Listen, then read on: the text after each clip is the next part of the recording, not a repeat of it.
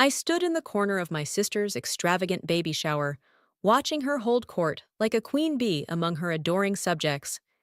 The crystal champagne flute in my hand remained untouched as I observed Summer, radiant in her designer maternity dress, laughing at something one of her friends had whispered. My name is Hayden, and I've spent my entire life being the responsible one, the steady one, the one who never quite measured up to my younger sister's dazzling presence. Today was no different. "Oh my God, did you see what Hayden's wearing?"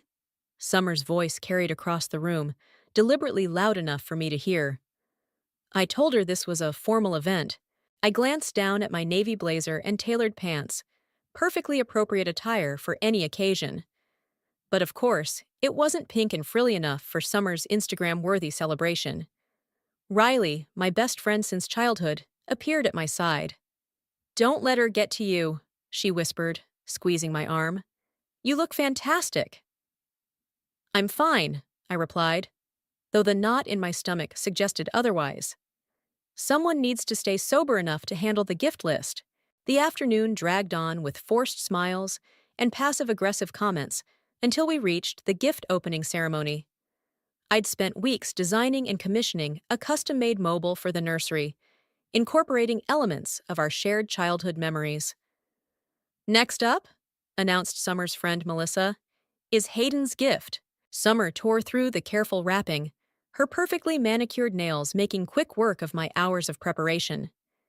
She lifted the mobile, her expression shifting from anticipation to barely concealed disappointment. "Oh, how crafty," she said, setting it aside without a second glance. "Moving on." I felt my cheeks burn as several guests exchanged knowing looks. Riley's hand found mine under the table, squeezing tight. "Actually," I spoke up, my voice stronger than I felt, "each charm represents a moment from our childhood. The butterfly is from Dad's garden, the star from—" "Seriously, Hayden?" Summer cut me off, rolling her eyes. "Nobody wants to hear about your DIY project right now. We're celebrating my baby, not your whatever this is." The room fell silent. I could feel every eye on me, waiting for my response. I just thought, "That's your problem," Summer interrupted again, her voice dripping with disdain. "You always think too much. While you're busy thinking, the rest of us are actually living. I mean, look at you, 32, single, and what do you have to show for it? You're practically a nobody." The words hit like physical blows. I'd heard Summer's casual cruelty before, but never so publicly, never so deliberately meant to wound. "Summer!" Our mother's scandalized voice broke through the tension. "Apologize to your sister." Summer waved her hand dismissively. "Oh, Mom, I'm just being honest. Besides, Hayden knows I'm right. Don't you, sis?" I stood up slowly, my chair scraping against the hardwood floor. The room seemed to spin slightly as I gathered my purse. "Congratulations on your baby," I said, my voice steady despite the trembling in my hands. "I hope she grows up to be kinder than her mother." "Hayden, wait!" Riley called after me as I headed for the door. "Let her go," I heard Summer say. "She's always been dramatic. Now who's next? I see a Tiffany box." Outside, the spring air hit my face like a wake-up call. I made it to my car before the tears started, but they weren't tears of sadness. For the first time in my life, I felt something else burning through me. Determination. My phone buzzed with messages from Riley. "That was horrible. Are you okay? Want me to come over? She's such a witch. I can't believe she said that." I typed back, "I'm fine. Stay and keep track of everything. I need to know who witnessed this." Because in that moment, I made a decision. Summer had always gotten away with treating me like this because I let her. Because I was the good sister, the one who took the high road, the one who made excuses for her behavior. Not anymore. I started my car, my hands steady on the wheel as I pulled away from the perfectly manicured suburban house with its perfectly arranged baby shower and my perfectly awful sister. "Nobody," I whispered to myself, tasting the word that would change everything. "We'll see about that." As I drove home, I couldn't shake the feeling that this wasn't just another sisterly spat. This was the moment everything would change. Summer had always been the sun our family revolved around, but even the brightest stars can burn out. And I had a feeling her light was about to dim considerably. A week after the baby shower disaster, I was buried in work at my office when Riley's call lit up my phone. I almost ignored it. Deadlines don't meet themselves, but something about her third attempt in 5 minutes made me pause. "This better be good," I answered, pushing away from my desk. "I'm drowning in blueprints here." Dominic left Summer. Riley's voice crackled with urgency. Like, packed his bags while she was at yoga left. My coffee cup froze halfway to my mouth. What? It gets worse. He cleaned out their joint account first. I sank back into my chair, my mind racing. But she's 7 months pregnant. He left a note, Riley continued. Said he couldn't handle her anymore, that the baby shower was the last straw. Apparently, he watched how she treated you and realized she'd never change. A hollow laugh escaped me. So my public humiliation was his wake-up call? That's ironic. She's been calling everyone, crying about how she can't afford the mortgage on her boutique salary alone. Your mom's not answering. She's still on that cruise with her new husband. I rubbed my temples, fighting the satisfaction that threatened to surface. How do you know all this? I'm at her house now. It's bad, Hayden. She's talking about selling everything. Through the phone, I heard Summer's voice in the background, high-pitched and hysterical. The Cartier bracelet. He bought it for our anniversary. That bastard. Hold on, Riley said to me, then away from the phone. Summer, put down the scissors. That dress costs more than my car. I heard shuffling, a crash, and Summer's voice again. I don't care. He bought it for the charity gala. Everything he touched has to go. Hayden! Riley's voice returned, urgent. I have to go before she destroys evidence we might need for the divorce lawyer. Just think about calling her, okay? She's still your sister. The line went dead, leaving me in my silent office. I stood and walked to the window, watching the city bustle below. This was the moment I'd been waiting for, Summer's perfect life crumbling around her. I should have felt triumphant. Instead, I felt hollow. My phone buzzed again. This time it was Summer. I let it ring 4 times before answering. Hello? Hayden? Her voice was small, nothing like the confident woman who'd torn me down a week ago. I need help. What happened to nobody being able to help you? A sharp intake of breath. I deserve that, but please, I don't know what to do. Dominic's gone and I can't. She dissolved into sobs. Real ones, not the manipulative tears she'd perfected over the years. Have you called Dad? I asked, knowing the answer. He's not returning my calls either. She sniffled. Nobody is, except Riley. And now, you. I closed my eyes, remembering Grandpa Silas's words from one of his letters. The true test of character isn't how you treat those who can help you, but how you help those who once hurt you. Summer, I said finally, stop destroying your clothes. I'll come over after work. You will? Hope crept into her voice. Even after, I confirmed, then added. But this isn't a blank check, Summer. Things need to change. I know, she whispered. I know they do. After hanging up, I sat at my desk and pulled out Grandpa Silas's latest letter from my drawer. He'd sent it right after I told him about the baby shower, his familiar scrawl filling 3 pages with wisdom I hadn't been ready to hear. Sometimes, he'd written, the universe has its own way of balancing the scales. Your job isn't to push them further, but to decide who you want to be when they settle. My phone lit up with a text from Riley. She's calmer now, but fair warning, she's already talking about moving in with you. I smiled grimly. Summer didn't know it yet, but if she wanted my help, she'd have to do it my way. No more manipulations, no more princess act, no more treating people like stepping stones. Standing up, I gathered my things and told my assistant I was leaving early. As I drove toward Summer's house, I thought about the sister who'd once held my hand on the first day of school, who'd cried with me when Dad left, who'd somehow lost her way in the pursuit of perfection. This wasn't the revenge I'd imagined, but maybe it was something better. a chance to rebuild not just Summer's life, but our relationship. On my terms this time, I pulled into her driveway, noting the scattered designer clothes on the front lawn. Riley sat on the porch, looking exhausted. "Ready?" she asked as I approached. I nodded, squaring my shoulders. Ready to help her rebuild. But first, she needs to understand what it means to fall. Inside, I could hear Summer crying. It was time to teach my little sister the difference between being a somebody and being a good person, and this time, I wouldn't be the only one learning hard lessons. I found Summer sitting in her walk-in closet, surrounded by shredded designer dresses and torn shopping bags. Her mascara had created dark rivers down her cheeks, and her perfectly styled hair was now a tangled mess. "You came," she whispered, looking up at me with red-rimmed eyes. I did. I remained in the doorway, maintaining my distance. "Are you done destroying everything?" She glanced around at the chaos she'd created. I wanted to hurt him back. "By cutting up clothes you bought with his money?" I raised an eyebrow.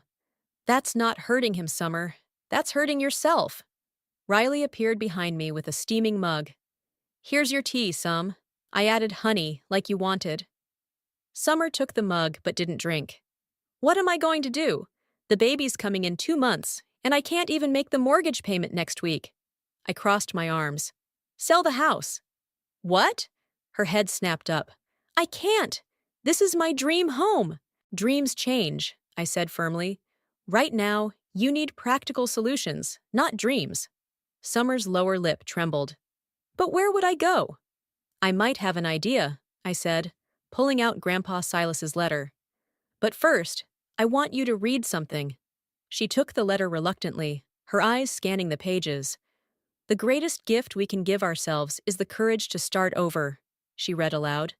"Grandpa wrote this to you?" "After the baby shower," I confirmed. "He's always had a way of seeing through our family drama." Summer's face crumpled. "I was horrible to you that day. I've been horrible to you for years." "Yes, you have." "I'm sorry," she whispered. I shook my head. "Sorry isn't enough this time, Summer. I need you to understand why you did it, why you've always done it." Riley quietly excused herself, leaving us alone in the closet full of destroyed dreams. "I was jealous," Summer admitted after a long silence. "Of what?" "I'm the nobody, remember?" She flinched. "You've always known who you are. Dad left, Mom remarried 3 times, but you stayed steady. I've been trying so hard to be perfect, because I thought if I was perfect enough, people wouldn't leave." "How'd that work out?" "Hayden, please," she pleaded. "I know I don't deserve your help, but I'm scared." I sat down beside her, careful not to touch any of the scattered clothing. "Grandpa has a cottage near his place in Cedar Grove. It's small, but it's furnished and paid for. He's offered to let you stay there." "Cedar Grove? But that's 3 hours away." "Exactly. Away from this mess, away from the gossip, away from your old life." I picked up a shredded Gucci tag. "Away from who you've become." Summer stared into her tea. Would you come with me? Just to help me get settled?" "I have conditions," I said firmly. "First, you get therapy. Real therapy, not those life coaching sessions you brag about on Instagram." She nodded slowly. "Second, you get a real job. The boutique isn't enough to support a baby." "But I don't know how to do anything else," she protested. "Grandpa knows people at the local community college. They have a business program you could start in the fall." Summer looked around her destroyed closet, then down at her pregnant belly. "I really messed up, didn't I?" "Yes," I agreed. "But messing up isn't the end. It's what you do after that matters." She picked up Grandpa's letter again. "The universe has its own way of balancing the scales," she read. "He's right. I've been awful to so many people, and now you have a choice," I finished. "You can stay here and drown, or you can come to Cedar Grove and learn to swim." Summer was quiet for a long moment, then, "Will you help me pack what's left?" I stood up and offered her my hand. "I'll help you pack what you need, not what's left. The baby doesn't care about designer labels. As we sorted through the wreckage of her closet, separating practical items from the destroyed remnants of her old life, Summer paused. "Why are you helping me?" she asked. "After everything I've done, you could have just let me fall." I thought about the satisfaction I'd felt hearing about Dominic leaving, about the revenge I'd wanted to take. Then I thought about Grandpa's words and the sister I used to know. "Because letting you fall would make me like you," I said honestly. "And I'd rather be a nobody with integrity than a somebody without it." Summer nodded, tears falling again, but different this time. Quieter, more real. "When can we leave?" she asked. "Tomorrow," I decided. New day, new start. As we continued packing, I sent a quick text to Grandpa Silas. "She's ready to learn. We'll see you tomorrow." His response came quickly. "Sometimes the longest journey starts with the shortest fall. Bring her home." The 3-hour drive to Cedar Grove stretched into 4 as we stopped twice for Summer's bathroom breaks. My sister sat quietly in the passenger seat, one hand resting on her belly, the other clutching her phone, still hoping for a message from Dominic that wouldn't come. "You should turn it off," I suggested, glancing at the device. "Give yourself some peace." "I can't." She stared at the screen. "What if he realizes he made a mistake?" "The only mistake," I said, turning onto the familiar country road that led to Grandpa's property, was thinking he wouldn't eventually see through the act. Summer's head snapped toward me. "What's that supposed to mean?" "You know exactly what it means. The perfect wife, the perfect home, the perfect Instagram life. It was all an act. And acts get exhausting to watch." "You don't understand," she protested. "I had to—" "Had to what? Belittle everyone around you? Spend money you didn't have? Treat your own sister like dirt?" The phone slipped from her fingers into her lap. "I didn't mean to become this person. No one ever does." I pulled into the gravel driveway of the cottage. "But you did, and now you get to decide who you want to be next." Grandpa Silas was waiting on the porch, his weathered face creasing into a smile as we approached.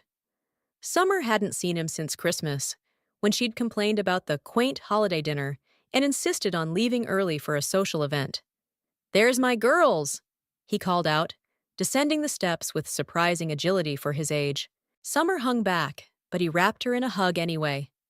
"None of that now," he said firmly. "This is home for as long as you need it."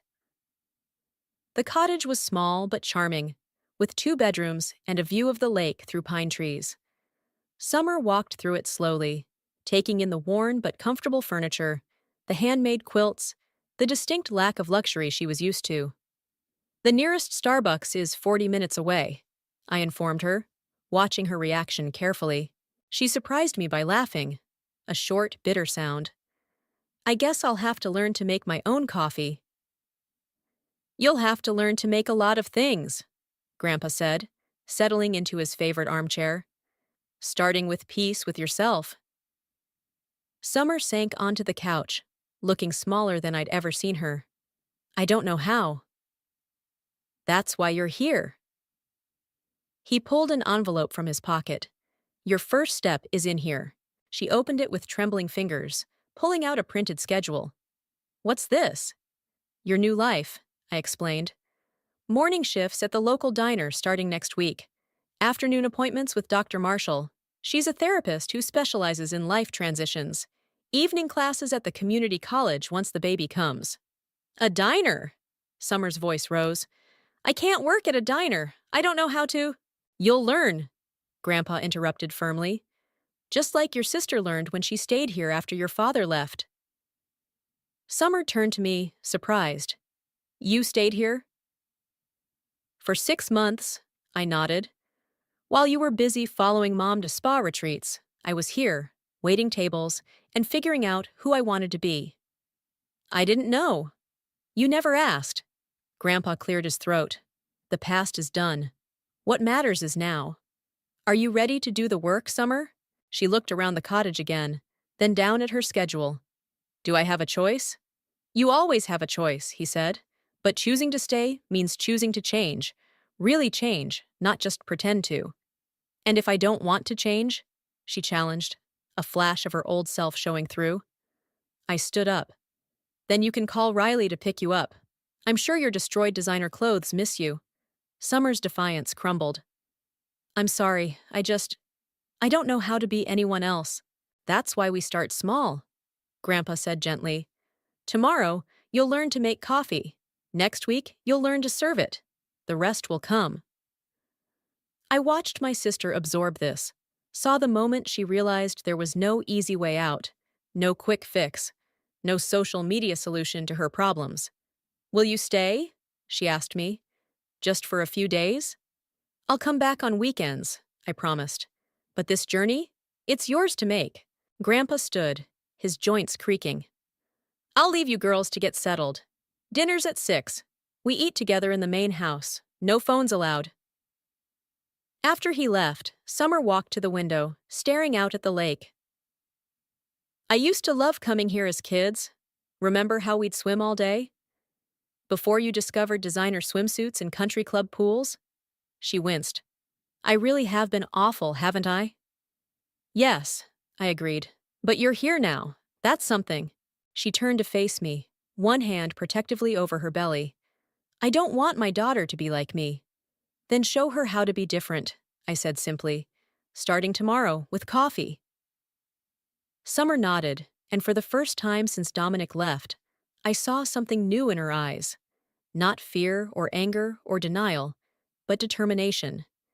Maybe, just maybe, my sister was ready to become somebody worth being. 3 weeks into Summer's new life, I drove up to Cedar Grove for my weekend visit and found her sitting on the cottage steps, reading through a stack of old letters. Look what I found in the attic, she called out as I approached. Her hair was pulled back in a simple ponytail, her face free of makeup, a far cry from the polished socialite of a month ago. What are they? I settled beside her, noting the familiar handwriting. Letters from Dad. She handed me one. Grandpa kept them all, even the ones we never saw. My heart thumped as I unfolded the yellowed paper. Dad's distinctive scrawl filled the page. Dear Dad, I know I've made a mess of things. The girls deserve better than a father who runs when things get tough.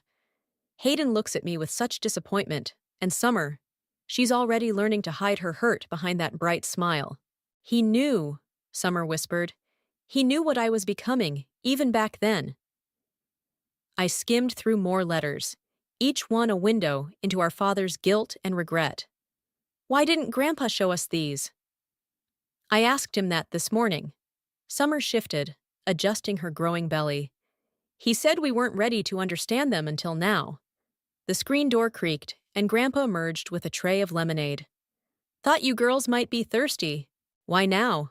I asked, holding up the letters. Why show us these now? He settled into the porch rocker, his eyes distant. Because now you're both old enough to see that running away doesn't fix anything. Your father ran from his problems. Summer, you ran from yourself. And Hayden, you've been running from your anger. Summer picked up another letter. There's one here from right after my sweet 16. He was there, wasn't he? Watching from across the street? Grandpa nodded. He came to every important event, stayed just out of sight. Said he didn't deserve to be part of your lives after what he'd done. Coward, I muttered. Maybe, Grandpa agreed. But he was a coward who never stopped loving you. Sometimes love isn't enough to make people brave. Summer touched her belly. I don't want my daughter to have a father who watches from across the street. Then maybe it's time to tell Dominic that, I suggested gently. She shook her head. He won't answer my calls. No, Grandpa said. But he answers mine. We both stared at him. He calls every week to check on you, he continued, looking at Summer. Wants to make sure you're okay, that the baby's healthy. He's staying with his brother in Milwaukee. Summer's hands trembled. Why didn't you tell me? Because you needed to find yourself first. Can't fix a marriage when you're still broken yourself. I watched my sister absorb this information, saw the old Summer start to surface, the one who would demand immediate action, who would rush off to Milwaukee without a plan. But then something shifted in her expression. I'm not ready, she said quietly. I need to be better first. Grandpa smiled. That's my girl. A car pulled into the diner across the street, and Summer stood up. That's my cue. My shift starts in 10 minutes. How's that going? I asked, still amazed that my designer-obsessed sister was waiting tables. I dropped 3 plates last week, she admitted. But Maria, she's the owner, she just laughed and said everyone drops plates their first month. No one yelled or posted about it on social media. They just helped me clean up and move on. I watched her gather her apron and name tag, noticed how she moved with a different kind of confidence now. Not the brittle, artificial kind she'd worn like armor in her old life, but something more genuine. Oh! She paused at the bottom of the steps. I got my first tip yesterday. Real money I earned myself. I'm thinking of starting a savings account for the baby. Pride swelled in my chest. That's really great, Summer. After she left, Grandpa and I sat in comfortable silence, watching the late afternoon sun filter through the trees. Found something else in the attic, he said finally, pulling an envelope from his pocket. Your father's current address. My breath caught. Why are you showing me this? Because sometimes the hardest bridges to rebuild are the ones we've spent the longest burning. He placed the envelope between us. Just something to think about. I stared at it, thinking about Dad watching from across streets, writing letters he never sent, carrying guilt I never knew about. Summer's not the only one who needs to heal, Grandpa added softly. Across the street, I could see Summer through the diner window, carefully balancing a coffee pot as she moved between tables. She caught my eye and waved, a real smile lighting up her face. I picked up the envelope. Maybe next weekend. If Summer wants to come too. Grandpa squeezed my hand.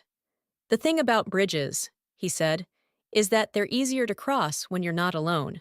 Looking at the address in my hands, I realized he was right. Maybe it was time for both sisters to stop running. Your father lives in a trailer park? Summer pressed her face against my car window as we pulled into Riverside Mobile Home Community. Not what you expected? I kept my voice neutral, though I shared her surprise. I always imagined him in some fancy apartment, living the high life without us. She rubbed her 8 months pregnant belly nervously. This is different. We found Lot 17 at the end of a well-maintained row. Dad's trailer was small but neat, with potted plants lining the wooden steps and a wind chime tinkling in the breeze. We can still leave, I offered, killing the engine. Summer shook her head. No, I need to do this. We need to do this. Before we could exit the car, the door opened and our father stepped out. He'd aged more than I expected. His dark hair now mostly gray, new lines etched deeply around his eyes. He froze when he saw us, one hand gripping the railing. Girls? His voice cracked. Silas said you might come, but I didn't. Hello, Dad, I managed, helping Summer out of the car. His eyes widened at her pregnant belly. I'm going to be a grandfather? If you stick around this time, Summer said sharply, then immediately softened. Sorry. Old habits. He flinched but nodded. I deserve that. Please, come in. I'll make coffee. Or tea, if that's better for the baby. The inside of the trailer was surprisingly cozy. Photographs covered one wall. School pictures, graduation shots, even recent ones I recognized from social media. You've been following us online? Summer asked, touching a picture of herself at her wedding. Every day. Dad's hands shook as he prepared 3 mugs. I know I had no right, but I needed to see you grow up, even if it was through a screen. You could have called, I said, written, anything. He sat heavily in a worn armchair. After a while, the shame gets too big. Every year that passed made it harder to reach out. How do you apologize for abandoning your children? You don't, Summer said firmly. You just show up, like we're doing now. Dad's eyes filled with tears. Why did you come, after all this time? I pulled out one of his letters to Grandpa. Because we found these. Because we're both learning that running away doesn't fix anything. And because, Summer added, I don't want my daughter born into a family of broken bridges. Dad wiped his eyes. Daughter? It's a girl? Summer nodded, then gasped suddenly, grabbing her stomach. What's wrong? I jumped up. Nothing. She's just kicking. Summer reached for Dad's hand. Do you want to feel? The moment his hand touched her belly, his face crumpled. I'm so sorry. For everything. For not being brave enough to stay. For missing your lives. For... Stop, I interrupted. We didn't come for apologies. We came because... I looked at Summer, who nodded encouragingly. Because we're all trying to be better people now. Dad's phone buzzed, and I glimpsed a familiar face on the screen. Is that Grandpa? Summer asked. Do you talk to him often? Every Sunday, Dad admitted. He never gave up on me, even when he should have. He's the one who convinced me to stay nearby, to keep trying to find the courage to reach out. Why a trailer park? I asked the question that had been nagging me. He gestured to the photos. After I left, I sent most of my money to Silas. For you girls. College funds, emergency savings. It felt like the least I could do. This place, it's what I could afford, and honestly, it's more home than anywhere else I've lived.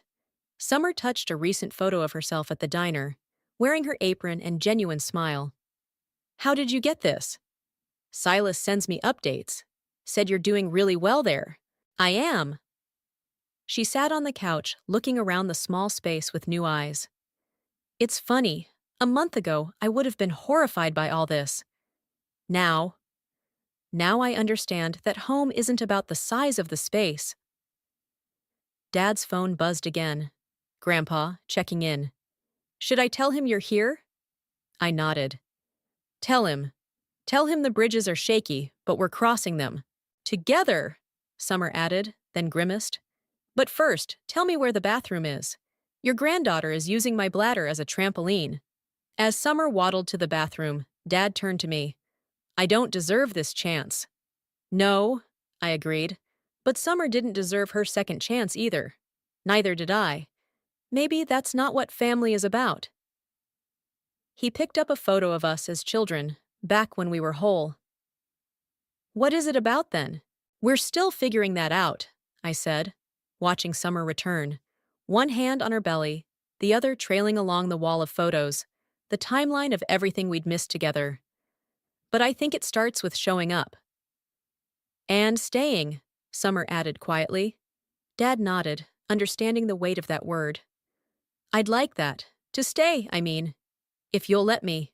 Outside, the wind chime sang its gentle song.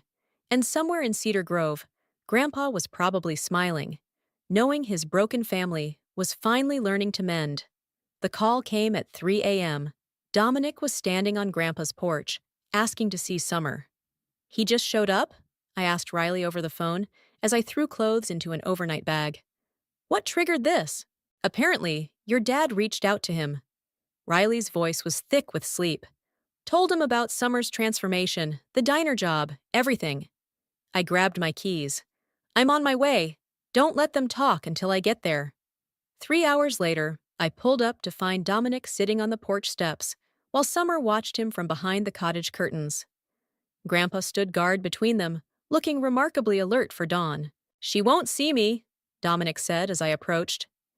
He looked different, humbler somehow, his designer clothes replaced by worn jeans and a simple t-shirt.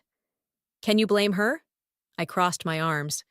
You cleaned out her account and left her with a note. I know. He ran his hands through his hair.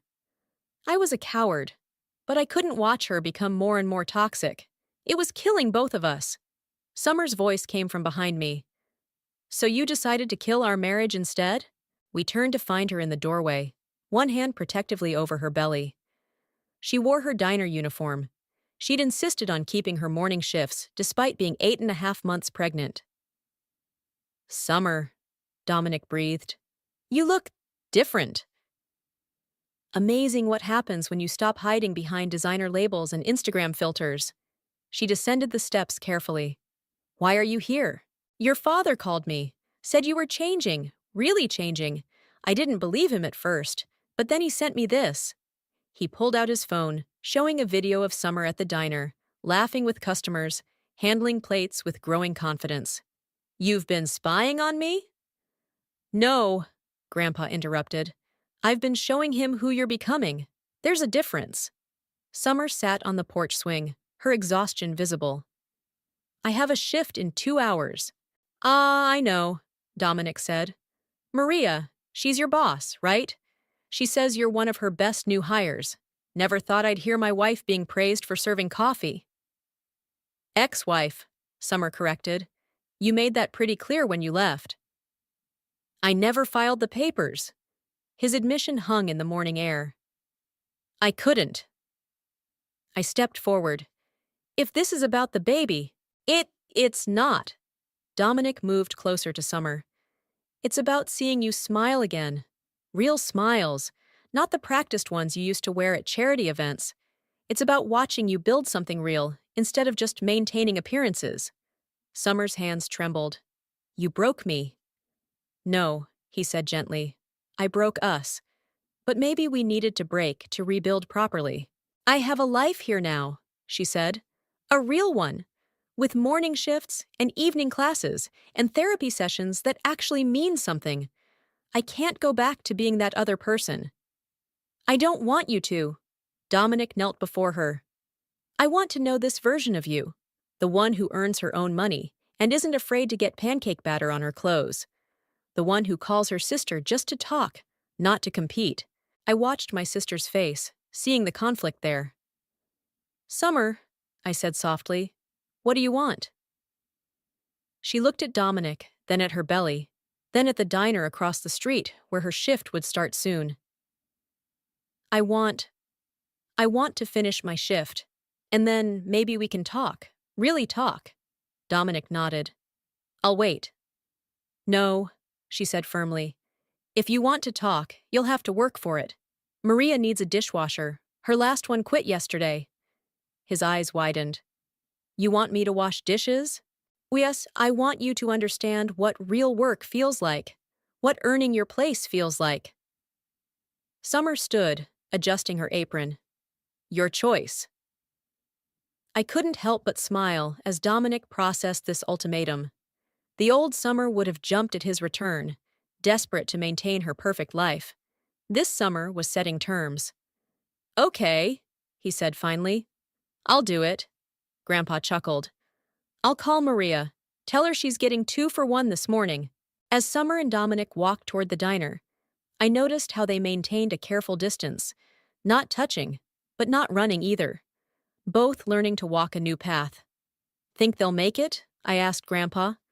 He smiled, watching them cross the street. They've got a better chance now than they ever did in that big empty house. Real love grows better in honest soil than gilded gardens. I thought about how far we'd all come. Summer finding herself in a small-town diner, Dad building bridges from his trailer park, me learning that revenge isn't always about making someone fall, but sometimes about helping them stand back up. I'm heading to the main house to start breakfast, Grandpa said. Your father's coming over. Said something about wanting to learn my pancake recipe. Save me a seat, I called after him, watching the sun rise over Cedar Grove, painting everything in new light. Across the street, I could see Summer showing Dominic how to tie an apron. It wasn't a fairy tale ending. Those don't exist in real life. But maybe it was something better. A real beginning, built on honest work and earned trust. And sometimes that's worth more than all the designer labels in the world. The contractions started during Summer's evening shift at the diner. I watched from my usual booth as she paused mid-coffee pour, her face tightening with the first real pain. It's time, she announced calmly, setting down the coffee pot. Someone called Dominic at the hardware store. Maria rushed to the phone while I helped Summer to a chair. 2 months of washing dishes had turned into a real job for Dominic at the local hardware store, where he discovered he actually enjoyed working with his hands. Already did, Grandpa said from the counter, holding up his cell phone. He's on his way, your father too. Summer gripped my hand through another contraction. Remember when I said I wanted a designer hospital suite with a private chef? And a professional photographer to document the birth? I smiled. What changed? Everything. She breathed through the pain. I want Maria's chicken soup after, and maybe some of those terrible hospital ice chips everyone complains about. Dominic burst through the door, work dust still on his clothes. I'm here. Should I call the ambulance? Already done, Maria announced. They're 5 minutes out. Summer looked around the diner. At the regular customers who'd become friends, at Maria who'd become a mentor, at our father hovering anxiously by the door. I want everyone there, she declared. The whole messy, imperfect family. The waiting room became our temporary home as Summer's labor progressed. Dad paced nervous circles, while Grandpa solved crossword puzzles. Dominic alternated between the delivery room and updating us, his face showing both terror and joy. Remember the baby shower? I asked Riley, as we shared vending machine coffee. How different everything was. You mean when she called you a nobody? Riley shook her head. Feels like a lifetime ago. It was, Dad said, pausing his pacing. You were both different people then. A nurse appeared in the doorway. She's asking for her sister. I found Summer gripping the bed rails, sweat dampening her hair. Hey, nobody, she gasped. Ready to be an aunt? Ready when you are somebody, I replied, taking her hand. I was so wrong, she said between contractions. About everything. About what makes a person somebody. Save your strength, I told her. We can talk about... No, she insisted. I need to say this. You were always somebody. Somebody strong, somebody real. I was the nobody, hiding behind designer labels and fake smiles. Before I could respond, another contraction hit, and then everything happened fast. The room filled with medical staff. Dominic returned to hold her other hand, and suddenly a new voice filled the air. Strong, clear, and very unhappy about leaving its warm home. It's a girl, the doctor announced, placing the screaming bundle on Summer's chest. Hello, Hayden, Summer whispered. I froze. What? If it's okay with you, Dominic said, we want to name her after the strongest person we know. Tears blurred my vision as I looked at my niece. Red-faced, angry, and perfectly imperfect. It's more than okay. The family filtered in slowly, Dad recording everything on his phone, Grandpa wiping tears behind his glasses, Riley cooing at the baby. Maria appeared with thermoses of her chicken soup, and even some of the diner regulars stopped by with handmade blankets and small gifts. This isn't quite the society birth announcement you planned, I teased Summer gently. She looked around the crowded room, at our mismatched family in their work clothes and worried faces. No, she agreed. It's better. It's real. Baby Hayden chose that moment to cry, and everyone jumped to help. Dad grabbing diapers, Dominic adjusting pillows, Grandpa offering wisdom about colic. In the chaos, Summer caught my eye. Thank you, she said softly, for not letting me fall when you could have, for showing me what real strength looks like. I touched my niece's tiny hand. That's what sisters are for. Not all sisters, she corrected. Just the good ones, the real ones. Later, as the family settled into chairs and shared Maria's soup, I watched them all. Dad showing Dominic how to swaddle, Riley posting decidedly unfiltered photos to social media, Grandpa telling stories about when Summer and I were babies. Quite a change from that baby shower, Summer murmured, half asleep but still observing everything. Life has a way of working out, I said. Not always how we expect, but maybe how we need. She nodded, cradling her daughter. I used to think being somebody meant having everything. Now I know it means being real enough to deserve what you have. Baby Hayden squirmed and opened her eyes, taking in her wonderfully imperfect family with what looked suspiciously like a smirk. Look at that, Grandpa chuckled. She's got your real smile, Summer. Not the fake one, the good one. And he was right. In that moment, surrounded by soup and stories and second chances, we were all exactly who we needed to be. Not nobodies, not somebody's, just family. Real, messy, beautiful family.